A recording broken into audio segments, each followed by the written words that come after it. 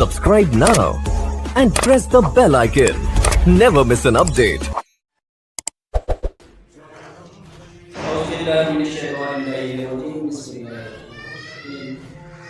تاریخ میں ملتا ہے کہ ایک دن علی ابن ابی طالب سفر پہ تھے تو ان کا ہم سفر مسلمان نہیں بلکہ یہودی تھا۔ دوران سفر علی ابن ابی طالب اور ان کا ہم سفر یہودی ایک ندی کے کنارے پہنچے تو یہودی نے کچھ ایسے کلمات پڑھے کہ یہودی نے سب احتیاط کے چلنا شروع کیا۔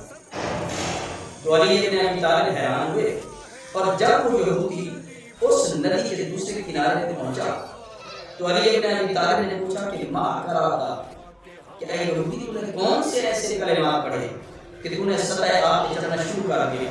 تو وہ یہودی کہتے ہیں کہ لو علمت ما کرا تھا، کہ اگر آپ کو پتہ ہوتا کہ ما کرا تو میں نے کیا پڑھا ہے تو آپ بھی ندی کے اس طرف نہ ہوتے بلکہ اس طرف۔ تو تاریخ کی لفظ علی ابن ابی طالب نے جو ہی ندی کے پانی کی طرف گھور کر دیکھا تو وہ پانی اپنے کنار سمیت علی ابن ابی طالب کے پاؤں کے بوسے سے دیکھا۔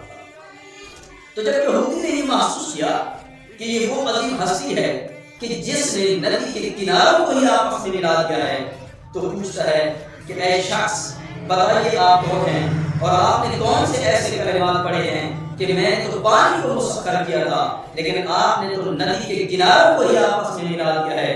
تو علی ابن ابی طالب کہتے ہیں کہ اب تو سمجھ چکا ہوگا کہ میں تجھ سے زیادہ عالم ہوں، اب تو وہ کلمات سنا، میں ان کی تائید کرتا ہوں۔ تو وہ شخص کہتا ہے کہ ہمارے بزرگوں نے، ہمارے علماء دین نے، ہمارے راہبوں نے یہ بات ہمیں سکھائی ہے اور بتائی ہے کہ دنیا میں جو بھی مشکل ہو، جو بھی پریشانی ہو، جو بھی صعوبت ہو، اس صعوبت میں ایک نام ہے جو نام ہے علی ابن ابی طالب۔